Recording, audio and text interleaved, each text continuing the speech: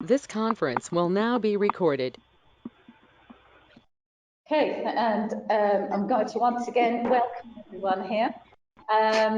Just to keep in mind as well, protocols, keep in mind that if you are using the camera, we can see you. And just bear that in mind. It's like we are in the same space, can be seen. When you are not speaking, can you please use the mute button on your screen? At the bottom left of the screen is the mute button to make sure that we have the background noise kept to a minimum and we can hear the person who is speaking. Also on a phone as well, if you can just use the mute button.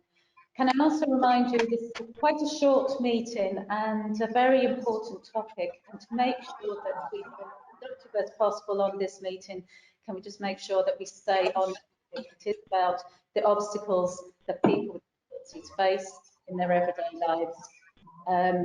Hugh Farrell, Westmeath PPN Secretariat member and recently retired regional manager from IWA, has kindly agreed to collate topics raised and possible solutions, and hopefully that's what we are going to come out with this meeting. Is an action list, and Hugh will give a sum up at the end.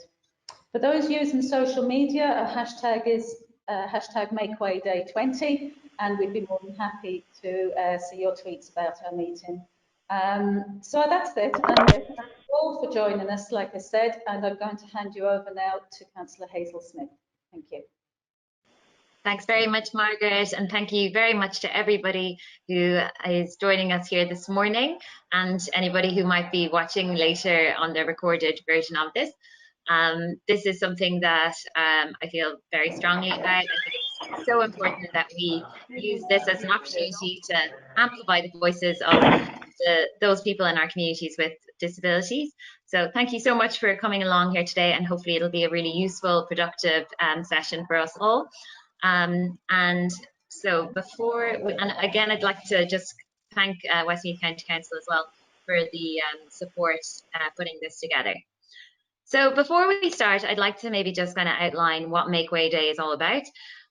So really it's all about, it's a campaign, national campaign, where again, we are trying to draw attention to the fact that across Ireland, there are people with disabilities or limited mobility who are confronted with physical barriers that might limit or impede their ability to move around local footpaths and consequently impact on their ability to participate equally in the communities.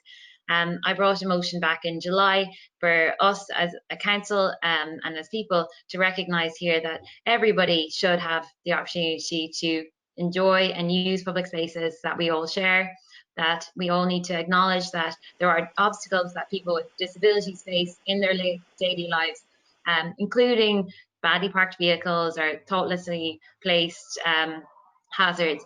And so it's really important that we're all mindful of this going forward, hopefully, are even more mindful of it so that, again, we can avoid these obstacles from arising. And again, it's just about creating that awareness so that we can allow us all to enjoy these public spaces and services equally. So our agenda for today. So we have a pretty jam-packed agenda. So we we'll try and move as swiftly as we can so that we can get to the most important part at the end, which will be our high-level action plan to go forward. But yeah, so before the kind of what we'll do next is move into the stories, experiences, and short videos from our nominated spokespeople from the different disability organisations. So we have from the Irish Wheelchair Association, Stephen Seary. We have Seamus Donoghue, Breda Hussey, Pat Feeney from the Athlone Access Awareness, Siobhan Dunleavy from Employability Midlands. And actually we have a really nice little video clip as well to show as part of this too. And then we will move into some of the questions and answers that we collected to gather some data as well from people on some questions that we put out there to various organisations as well. And then finalising it with a high-level action plan to kind of guide our actions going forward. So I think there's no point delaying any further. Let's move straight to the purpose of all of this, which is really the stories and experiences of those people who have the lived experiences of dealing with disabilities in our community. So to start us off, we have Stephen Seary, who I hope is on the line with us.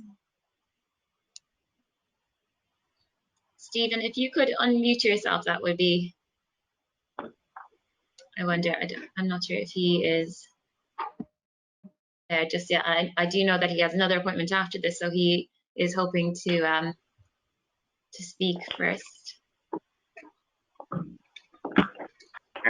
Hazel, this is Richard here. I work with the Wheelchair Association. I'm not sure, I can't see who's on the call, so I'm not sure about Stephen, but Seamus and Breda are here with me anyway.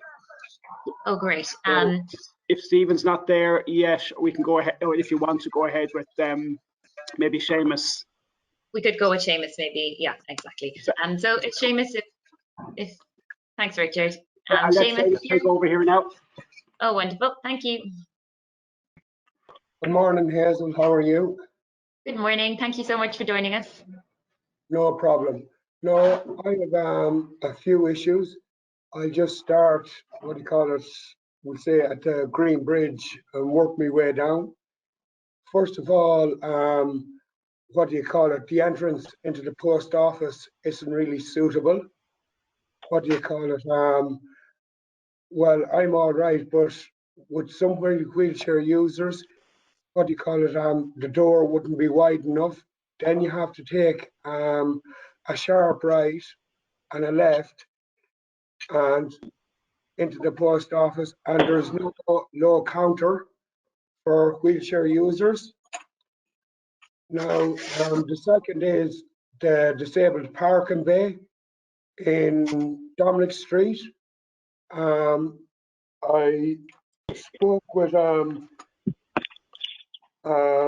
Peter Burke, and he wrote to me on behalf of Westmeath County Council, and I got a reply from, let me see, 1 second now, Patricia Mulvaney, who said, what do you call it, the matter had been referred to Dr. Paul McCool, District Engineer. I got a letter back from him saying that the parameters of that disabled bay would be in line with everything.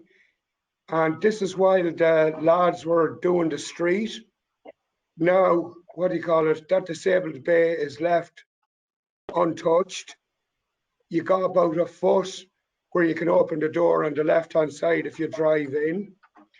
There's no, what do you call it, there's people parking then on your right-hand side right up to your door, so you can't open it. Every Thursday, they're after putting the fishman in there now, whose family has been coming to this town for generations, to tuck away parking there across the road at Lingy's and Dolan's.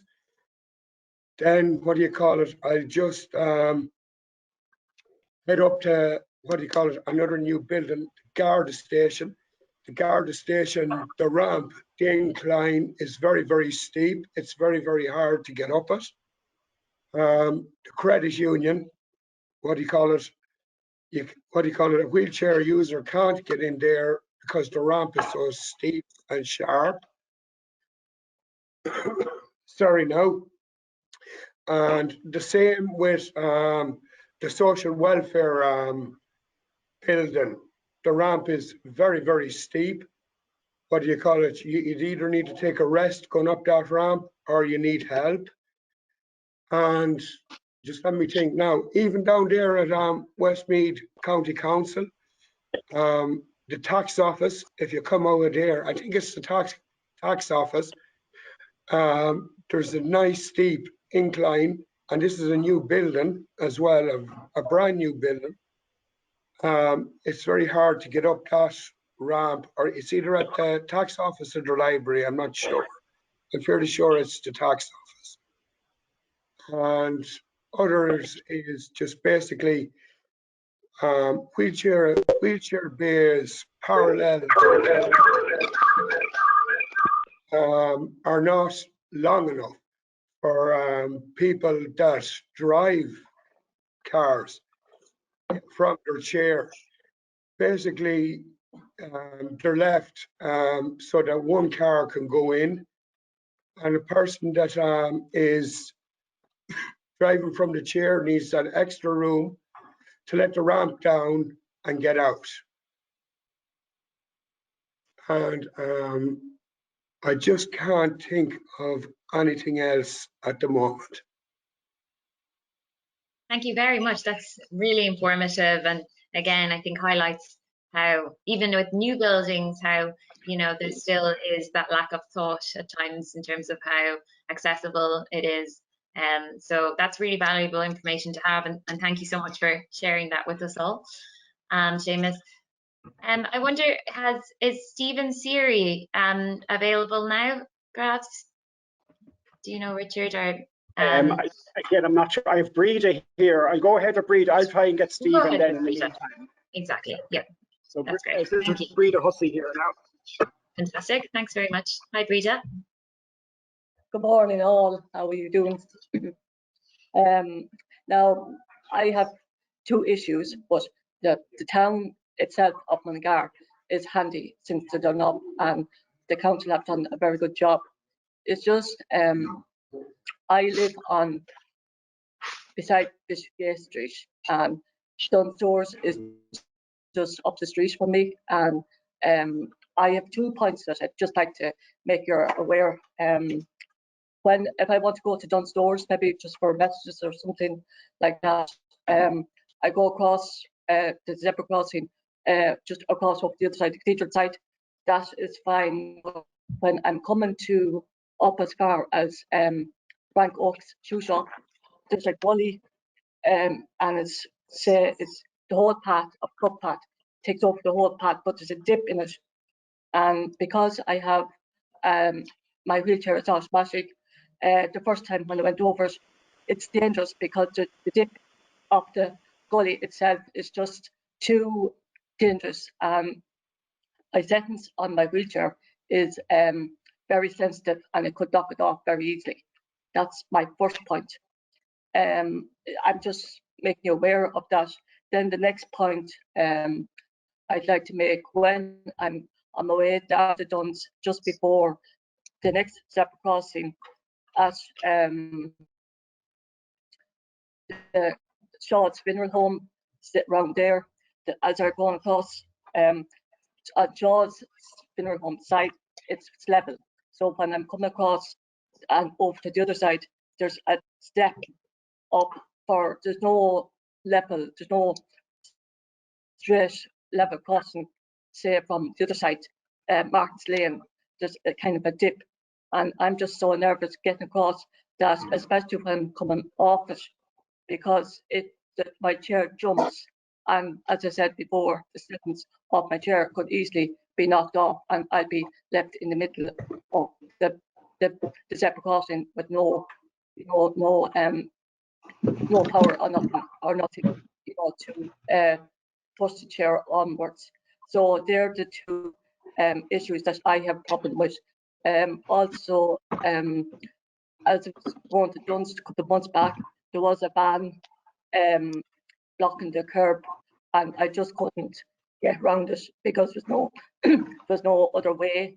There's no other way that I could get across safely over to the left-hand side. I did go across the road, trying to, there was a little dip, and there was a little dip. I could get up over the other side. I thought I might go over to I was going into Dunstores the back way, so I was thinking maybe I'd go in that way. But when I got over to the other side, there was another ban, and I was blocking the footpath as well. So in the end, I just had to give up and just go home and leave my messages for someone else to do. They're just some issues that I have a problem with. So, Thank you so much for sharing that. Stephen, but Mark Ahern has offered to give us some insights into the obstacles that he comes across.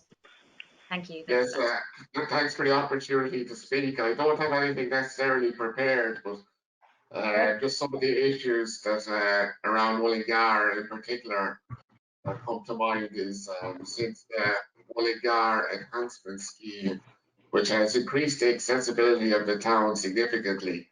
But I have noticed there's a lot more boards and signposts have gone up around the town. Even in places where there's been no works, I think that I'd be anxious to see the council take some sort of action about the street furniture, excessive street furniture and signage that's been allowed to go up in the town in certain spots, which is making things significantly awkward. It's very obvious, especially if people have visual impairments, they could easily walk into some of them. So I think it's a little bit disappointing the council hasn't taken any action in that regard, and I would like to see some action going forward, you know. Just in relation to what Breda was saying about the gullies, some of the gullies indeed in the town are very wide. You know, I can even think on the way to the council, there's one that they have to stop when you're going over as well. So going forward, if the council could look into maybe reducing the size of the gullies in places, you know. I suppose what the other issues are, I suppose people parking their cars. Can make a wrongly placed car parked on a footpath can make a big difference if you have to go around it. You may have to go a couple of 100 meters to get around the car. However, I would like to say that the enhancement schemes have made a big difference in Athlone and Mullingar overall, and I hope the council do go forward and do them maybe in other towns, in smaller areas, especially around the centres. Okay, thank you for the opportunity to speak. I'll go back to you, so Hazel. Thanks so much, Mark. That's great. I really appreciate your contribution there. I wonder, is Pat Feeney there with us? Pat, are you online? Unfortunately, Pat couldn't make it this morning, but no problem. The little video, Hazel. Please do, yes, yeah, that would be great. Thanks very much, John. Yes. Do you want to play that video yourself? Yeah. I can play the video here, absolutely. So the Athlone, and I'm just going to stop. Yeah, I'm going to just share the screen now with you. So this is a really nice little a video that has been put together to, again, just share Pat's story. So hopefully you'll be able to see this. Can everybody see the video? Yes. And I'll start playing. Yeah. Great. Yeah, okay, we'll play this now. Thank you.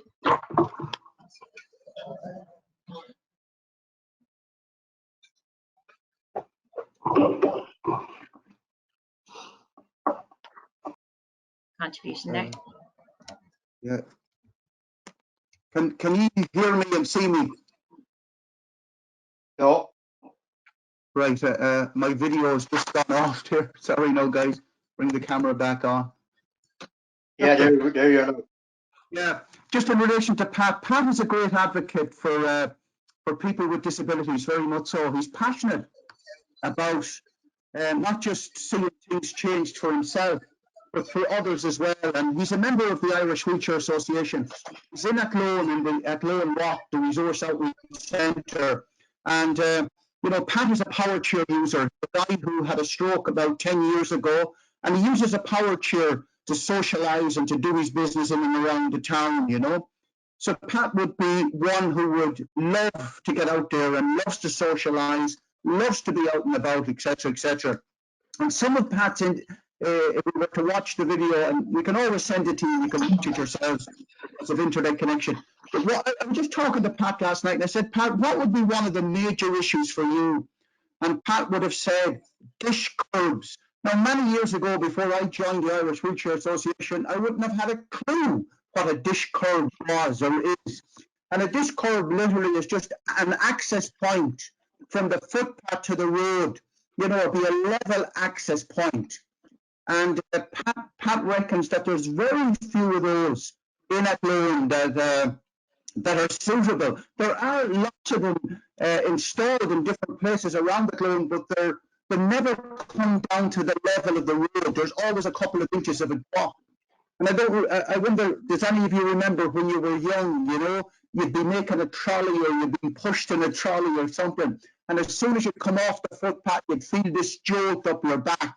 You know, so from that purpose, you know, from a safety purpose and for an access purpose, this would be one of the main things that Pat would come across on a day-to-day basis, just lack of dish curbs. One of the other things he mentions as well is in relation to, you know, automated doors.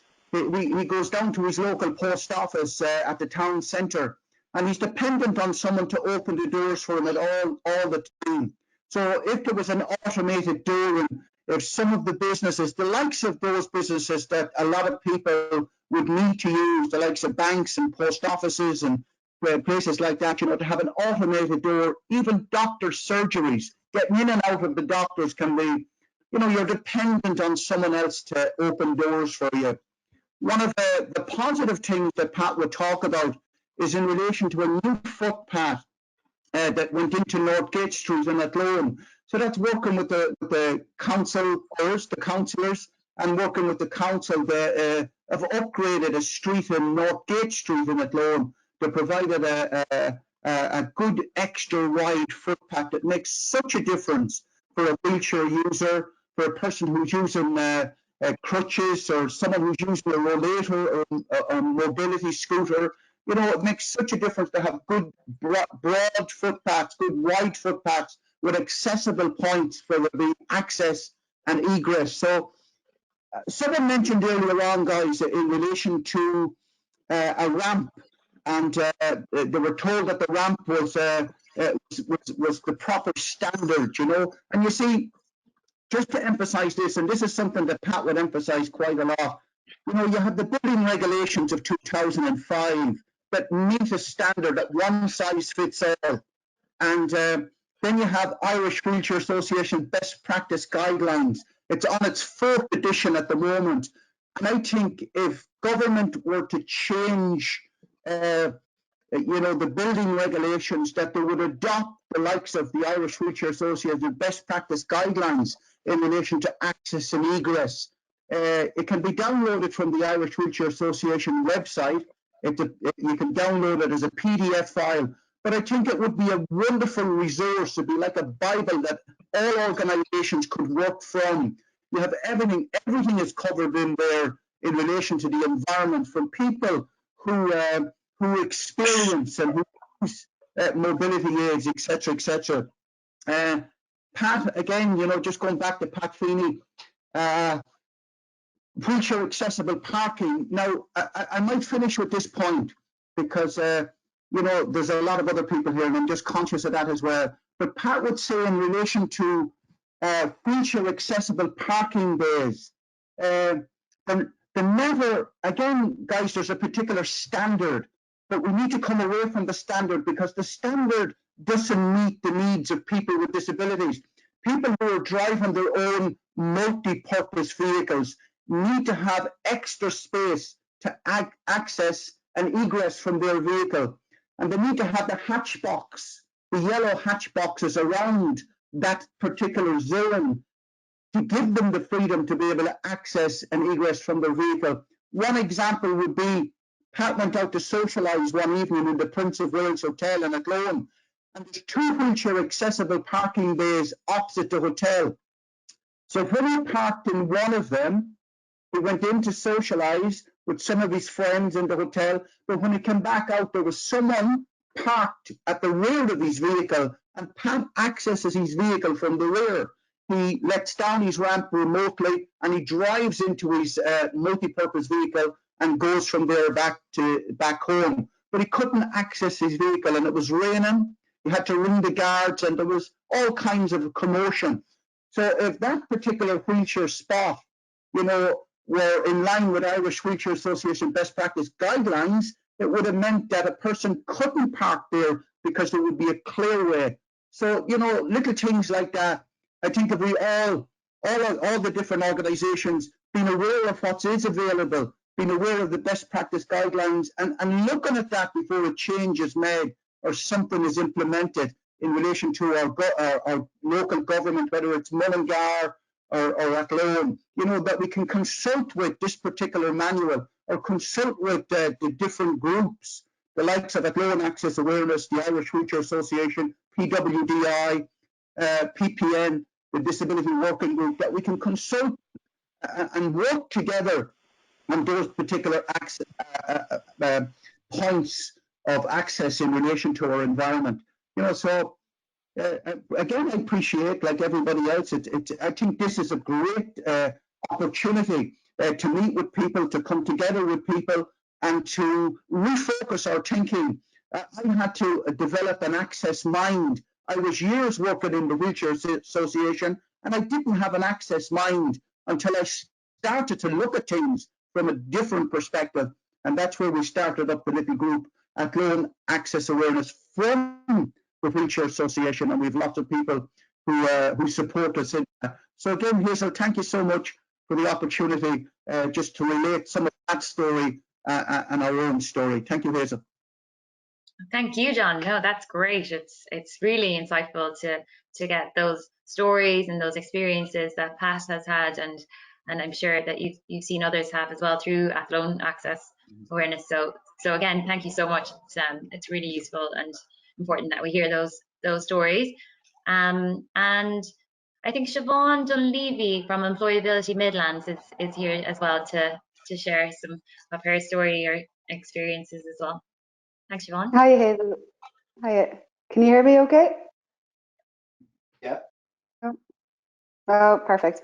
Yeah, so again, I suppose just similar to what the other speakers were saying, thankfully Mullingar has improved, I think, especially the centre of the town, with the new layout and the new paths. The surfaces seem to be a lot smoother, so it's a lot easier for people with mobility issues to get around. So I myself, I use a walking aid, like a walker, if I'm walking any sort of a long distance within the town. So that has been a little bit of a relief. Again, I think the parking is an issue. I know there are a few parking spaces, wheelchair accessible parking spaces around the town, but I don't think it would be a big deal maybe to get a few more in. I don't think there can ever be enough. You know, even with us that are here today that have mobility issues, we would fill them if we were all in town together at one time. So in the centre of the town, I still don't think there is enough. And I can't remember the guy's name that said, especially the one outside on Dominic Street there near the post office, it's not actually, it doesn't really work between taxis coming and going, and it's just not a very it's not a very appropriate place. It doesn't really work to serve its purpose. Again, I suppose some of the buildings, yeah, it would be fantastic. Now, I'm grand in the sense that I can kind of pull my walker over to one side and just open the doors, but more often than not, thankfully, people are kind and they do come along and get the door for you, which I'm grateful for. But I do think that it shouldn't have to be like that, especially places like banks and post office and credit unions. It would be sliding doors. You know, it's not rocket science. It's not a big deal to put in an automatic door in some of these buildings, especially some of the newer ones. The other thing, I suppose, just the older parts of the town, the part that hasn't been worked on, a lot of the surfaces are they're very uneven. They're not smooth. So I think, like Breda was saying, even with my walker, like it wouldn't take a lot for the walker to flip. And as the last man was saying as well, like imagine you're in a trolley, or imagine you're in, you know, you're being pushed in something. All it takes is something small to push you out of that wheelchair, or to push your walker off track.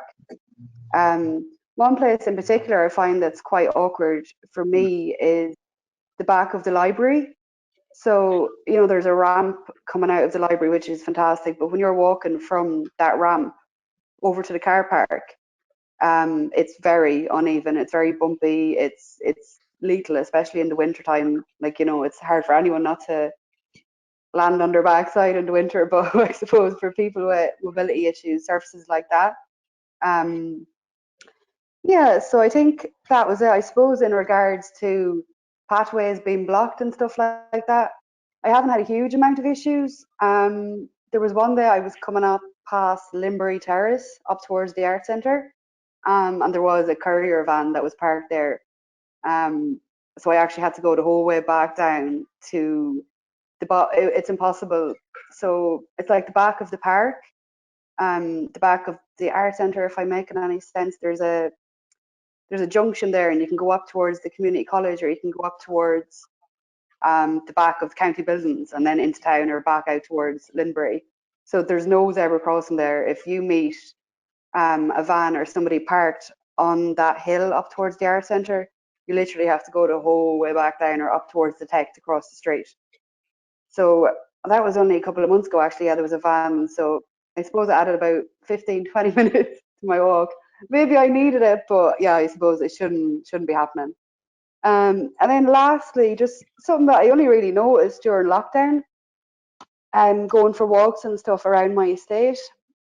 I noticed there's a lot of so it's fantastic, obviously, to see the kids out playing. You know, the kids we want to see them out and about. But there's a lot of bikes and stuff that do be left sometimes on the footpaths. Maybe they're running in for a snack or to use their bathroom or whatever. But it can be a bit of a nuisance if you're out for a stroll and you're every 2 seconds having to go back to find some sort of an even slant to go onto the road to come back up to the footpath. So I know they're only kids and they're only playing, but maybe we could make an awareness around that, so that maybe, you know, kids are more aware there is other people in the community with accessible needs, so they can maybe just park their bikes somewhere better. And the other thing, especially on the footpaths around where I live, which is the Ardlee side of town, I know it's the wheelie bins. Now, most people are great, they leave the wheelie bins in tight to the walls or near the garden, so it's not an issue. But some people have a tendency to just leave them out in the footpath. And again, it's awkward, even for people with wheelchair users, any maybe seeing impairments, or even people with buggies. You know, it's quite a nuisance to have to actually go around the wheelie bins and down onto the roads. And I don't even think it's the people in the houses that are too bad. The bin men, sometimes they're flat out, they're in a hurry, and they tend to just throw the wheelie bins onto the footpaths. So the wheelie bin might not even be standing. You know, you could actually have to push it out of your way to get anywhere past it at all. But yeah, I think that's it. Now, that was a bit of a rant. I couldn't think of anything this morning, and now I'm on a rant. But thanks a million for today. And yeah, okay, and it's great to see so many like-minded people coming together, just getting their voices heard and coming together. So thanks very much. Thank you so much, Siobhan. This is great. I'm busily taking notes as well, even though I know that you will be putting these all together for us. But yeah, lots of really great information for well, me as a councillor, and for others as well, I suppose, for us to get those ideas and those thoughts out there, I suppose. So we're going to move on now to some of the questions and answers that we put out to the various organisations we were in touch with, just to kind of gather some data on what their thoughts were on certain specific questions. So we'll move on to those now. Hopefully yes, so here we are, the questions and answers session. So one of the first questions we asked this group were, as a person with a disability, what is the biggest obstacle you face when navigating through public spaces in Westmead? So we found that a lot of the answers here you'll see actually that a lot of them reflect what has just been mentioned. So things like the footpaths themselves being uneven, the issues with again, cars blocking the footpaths, and sandwich boards or street furniture, the traffic, the lights, and things like that. Somebody mentioned that there was rubbish maybe or litter that was acting as a trip hazard as well. And then people also mentioned things like the having an invisible disability as well, maybe somebody with a sight impairment or something as well, and finding it difficult to get around town. So so it's interesting just to see some of the and again, even just things like lack of awareness by people as well, sometimes, of people with disabilities. So it again, it's very much in keeping with what has really just been said. The next question we asked was, what do you think are the key improvements that you would like to see being made by Westmeath County Council and local businesses to help accommodate your particular disability? And so again, the responses reflect again a lot of what has already been said in terms of having more accessible parking spots in the town, having more accessible toilets, better sports or swimming facilities for people with disabilities, better transport system.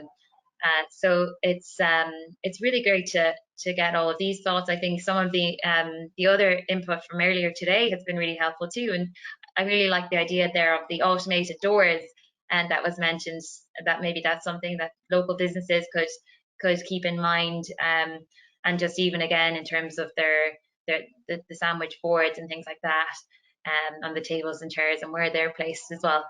So it was really great to get this feedback as well. And as you can see, there definitely is a trend there with the footpaths being one of the major issues there that people are concerned about.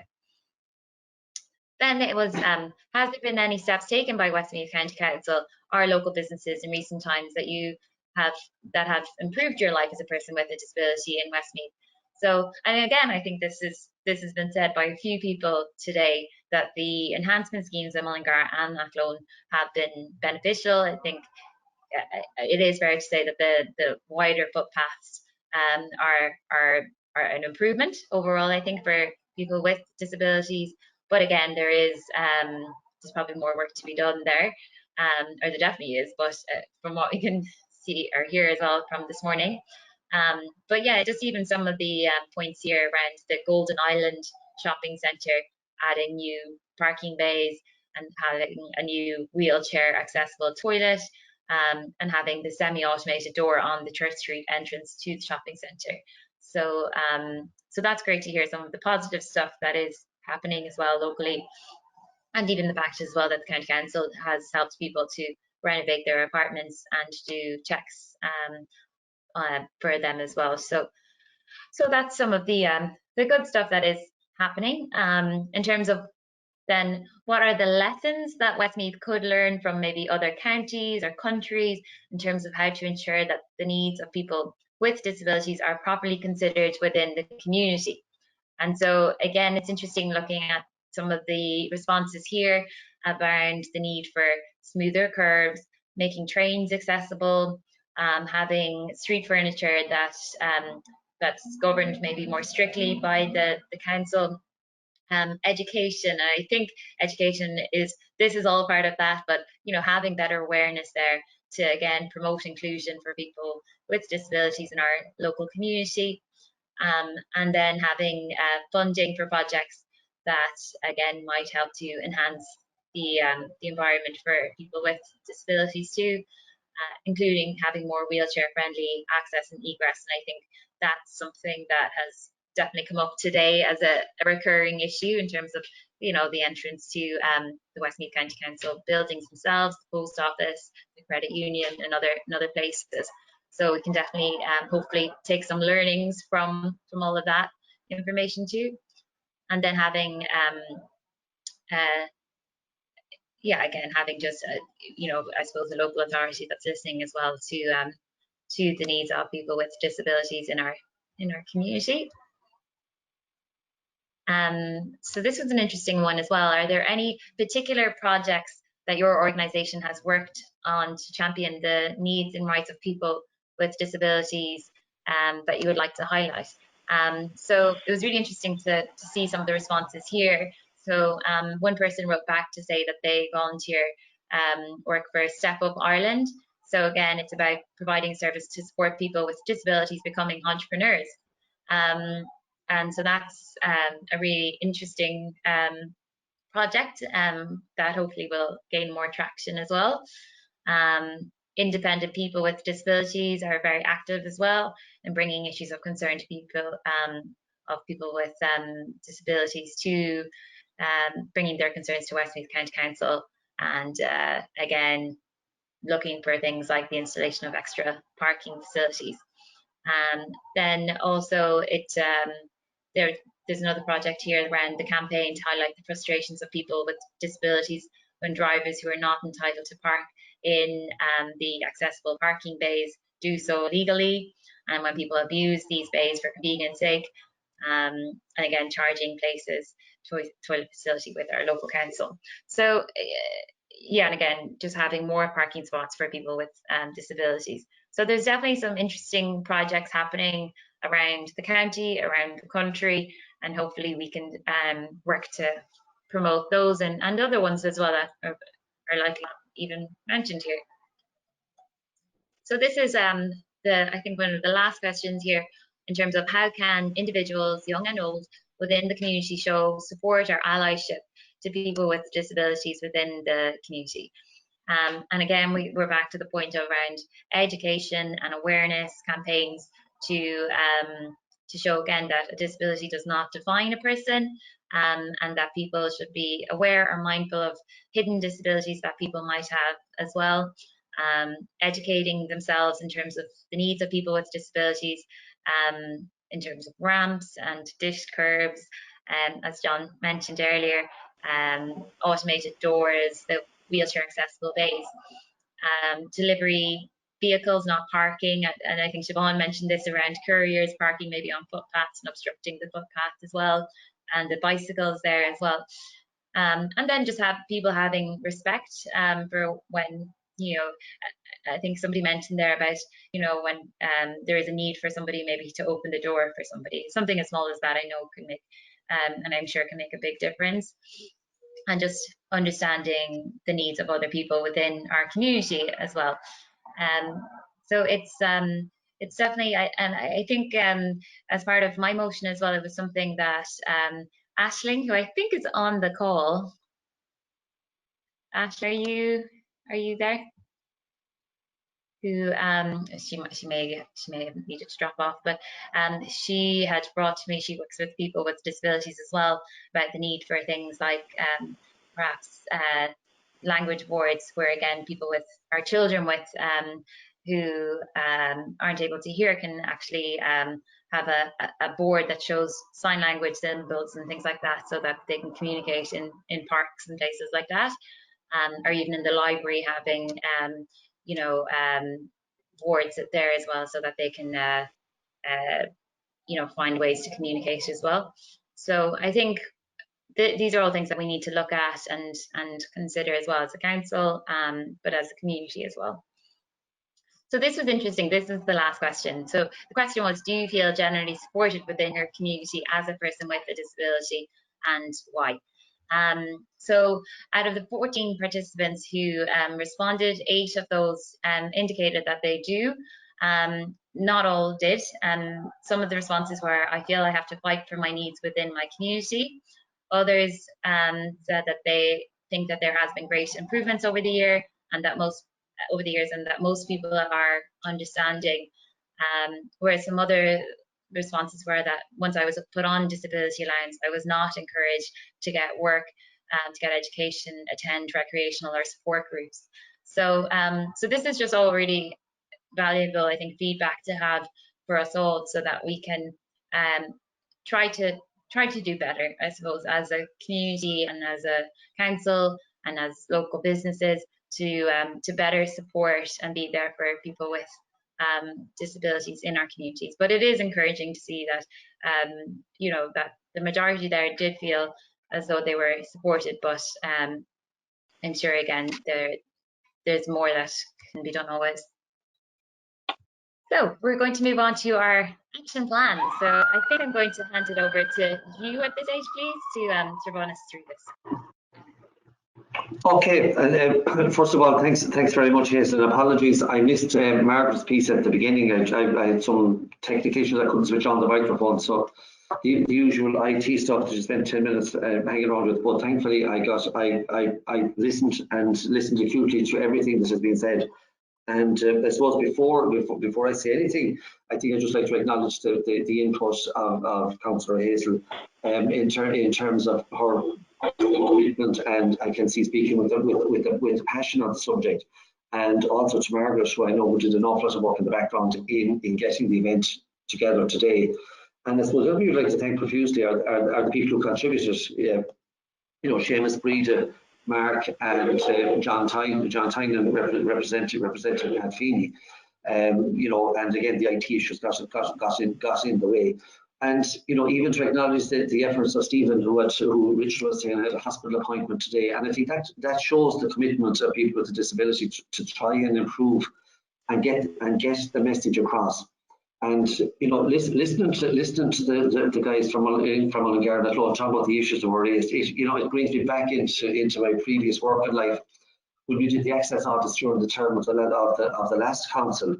And what's disappointing in some ways is that a lot of the stuff that has come up was actually mentioned at the time. Now, in fairness, I'd have to acknowledge the efforts of Westmeath County Council and Annette Barr-Jordan as the disability officer in terms of making headway with footpaths, and listening to Siobhan, the improvements that have taken place in the last while in Mullingar and previous to that in Athlone.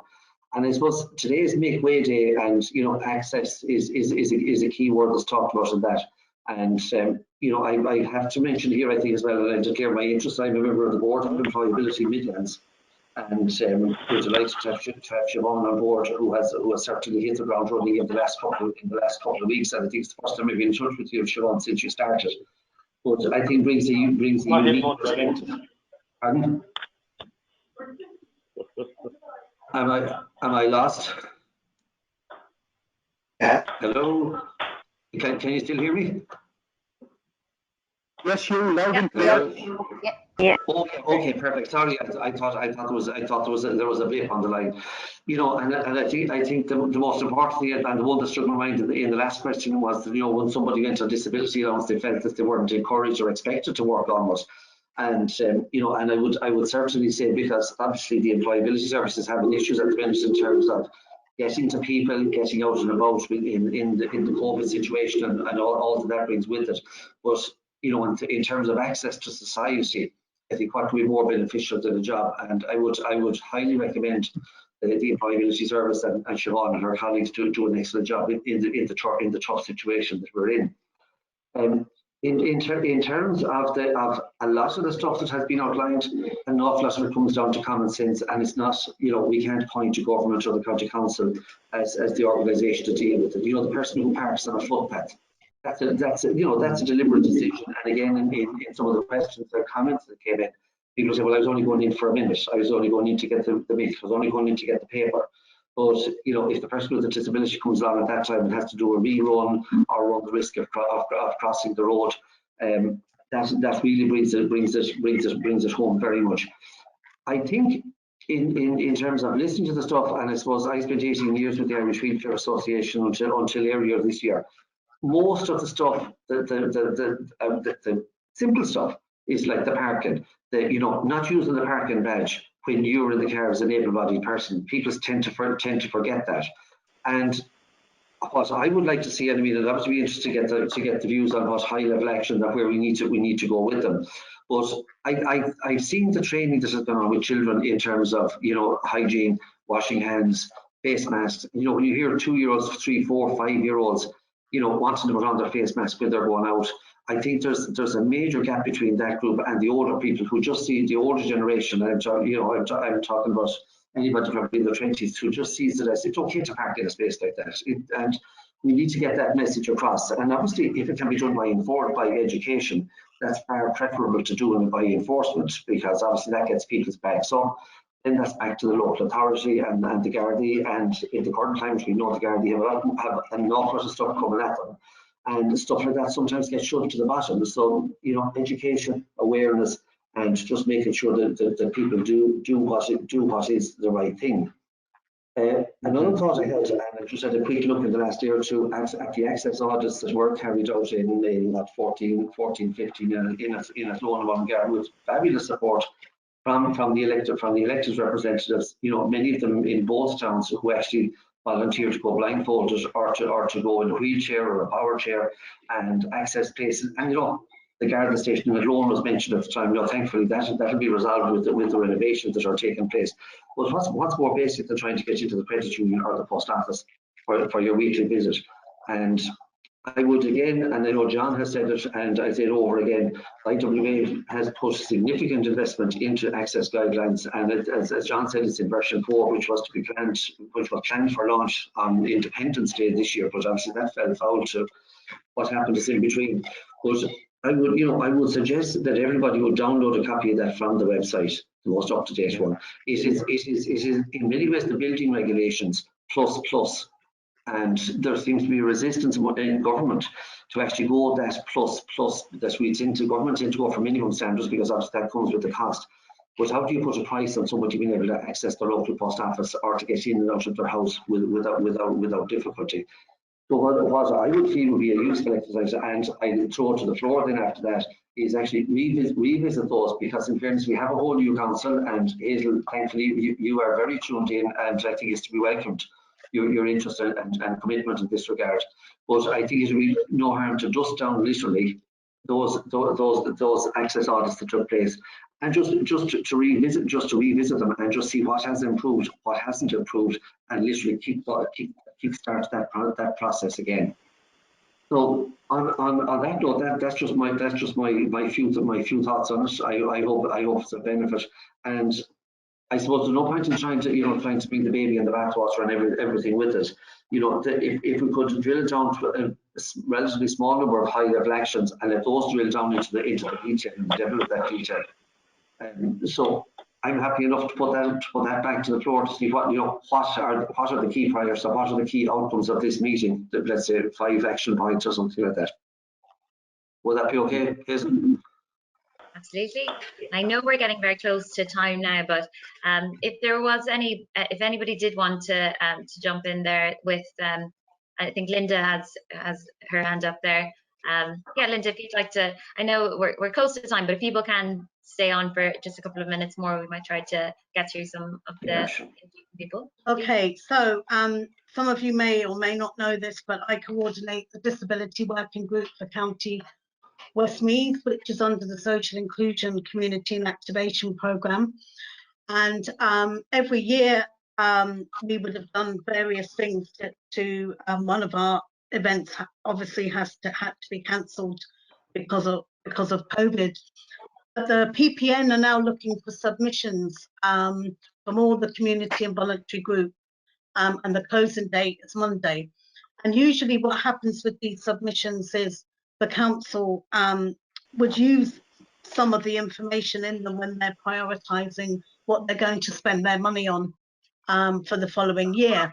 Now, some of which has what's already been mentioned, like the different projects in North Gate Street and a few other things. A lot of the reason that they happened was because of the submissions from the various groups through the PPN.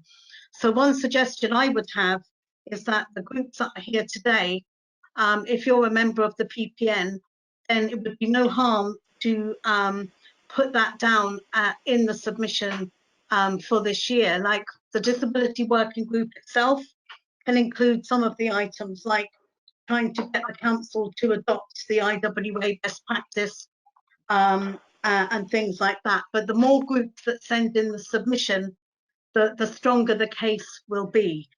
So if independent people with disabilities do it as well, and a Flown Access Awareness Group, you've got submissions coming from a few different viewpoints on saying the same thing, so it will carry, if we all agree in the community development language, collectivity is power.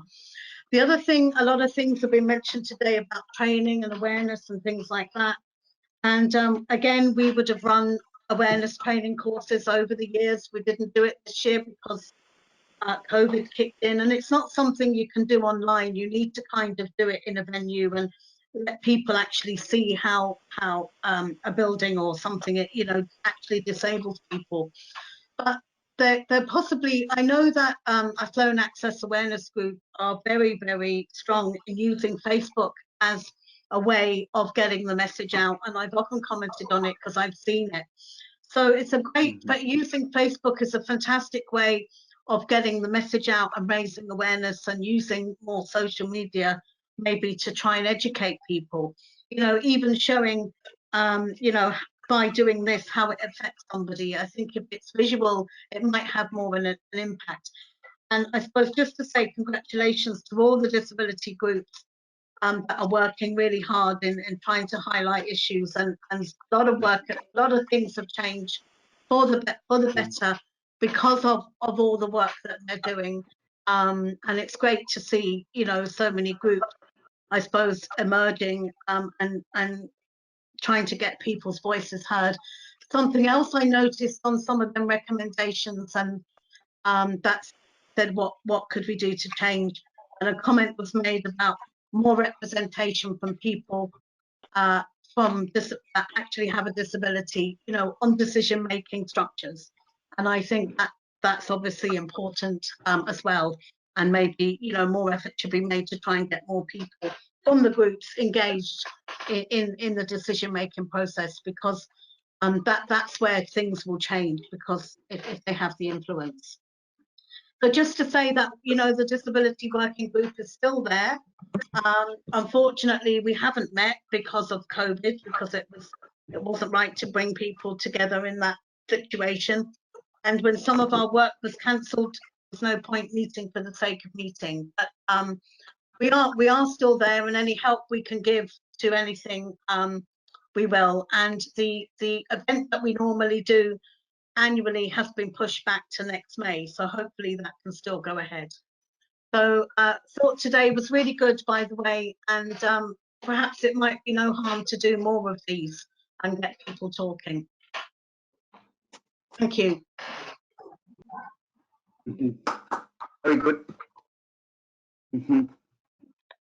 Yeah, well put, Linda. So in terms of, does anybody else want to add anything or make some suggestions as to, you know, 3 to 5 maybe key actions that we would agree would go forward from today?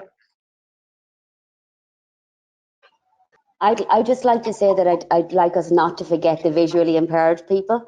There's a lot of things in a lot of different towns and a lot of different places. The signage is terrible. You know, on the train stations, things like that. It's very difficult for someone who's visually impaired to be able to get around the country, because they don't know where they're going, because they can't see the signs on the platforms, and those type of issues. You know, and that's a national thing that needs to be rectified. Even around Mullingar, it's the new enhancement program in Mullingar, there's no colour differentiation between the footpath and the road in certain areas, and I've fallen into the street because of that. And those type of things need to be looked at. We need to look at the bigger picture, and to include all aspects, and pay attention to what all community groups are saying to you when you're making a plan for a town. Okay. Yeah, I think that's very useful. In fact, and I would add hearing impaired people as well, because in the current climate, everybody's encouraging people to eat outdoors, with the result that a lot of extra furniture is now on footpaths as a result of trying to encourage business. But you create one problem and you solve one problem and almost create another one along the way. The other one is people who are hard of hearing, you know, and cannot lip read through masks, obviously, and stuff like that. So I think, again, you know, education and understanding is what's called for there. You know, just to say there that Pat Feeney, you know, one of his comments was in relation to education, and he was saying, you know, how does a person know if they haven't experienced or having a family member who has a disability in the environment? And one of his suggestions was education within the schools. And I know for us as an access group, it's something that we have been prepared for and under the umbrella of the Irish Wheelchair Association, we've went into several schools doing disability awareness with the children in transition year students. And you know, so that's something that we're going to follow up as an action plan, or, you know, that even with the support of other groups that are here today, you know, that we can put together something tangible as well that people can see. Just recently we were given a scooter that was put into retirement, but it's still working, and we have some wheelchairs, and we have a few people who use power chairs, etc., to go in and to demonstrate with transition year students of the little things that can cause huge aggravation and huge upset to a person who's using a mobility scooter or a wheelchair, or even someone using crutches, you know, just the little changes that can take place, because we know that in the future, you know, those children could be our future engineers and counsellors and, you know, business people and doctors and nurses, etc. So just educating people in schools, whether it be national or secondary schools, to make them more aware. And just the last thing I would say is, guys, there's a wonderful little video. It's an animation video, and it's called the social model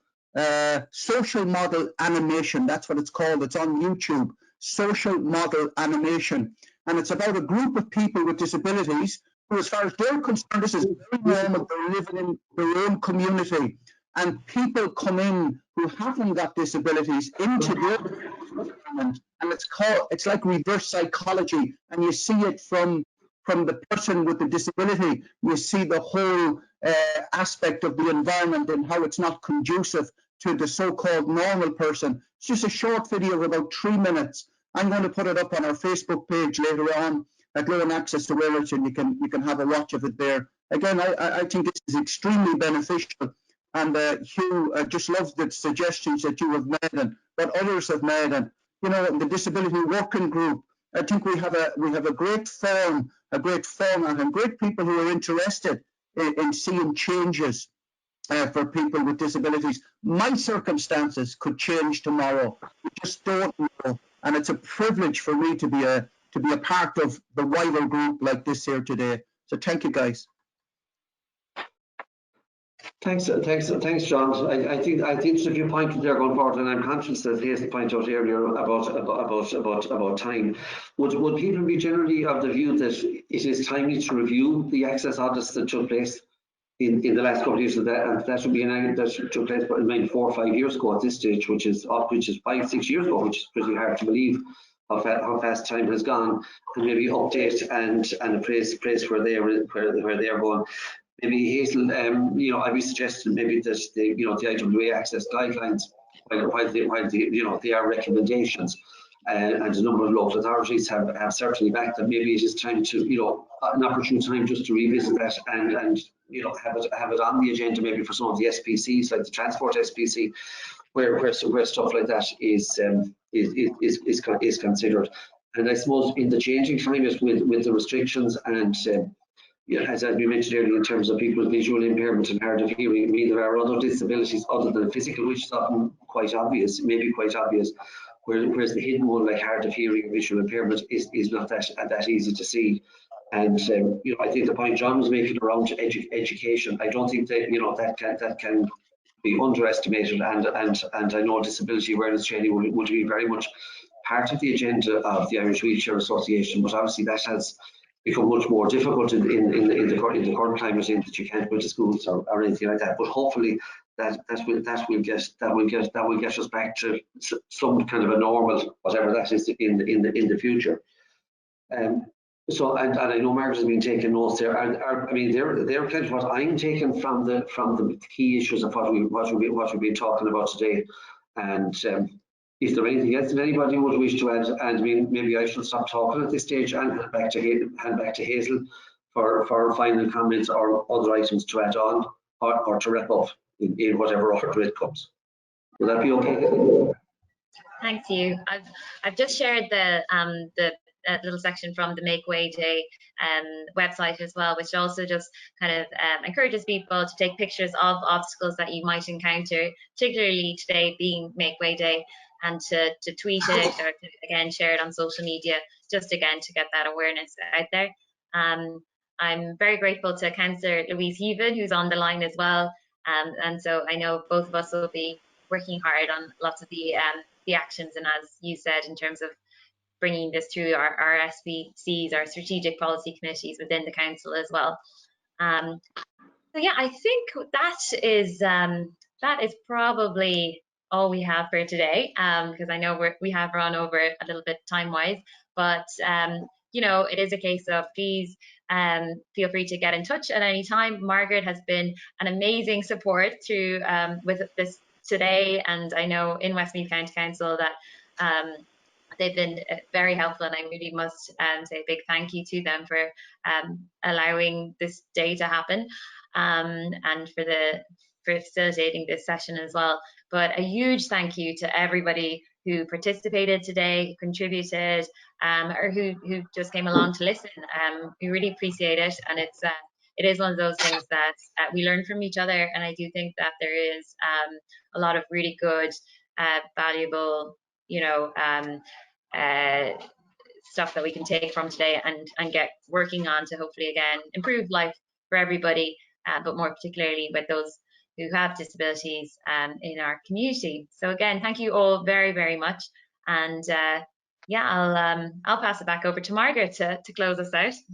Well, I suppose that I don't have anything left to say except to reiterate what Hazel has just said as well. It's been an absolute honour to be involved in this, and Westmeath County Council were delighted to become involved in Make Way Day 2020. And thank you to everyone who has participated, who has contributed, who has given us their stories, answered our questions, and contributed completely to this meeting. And I wish you all a very pleasant day.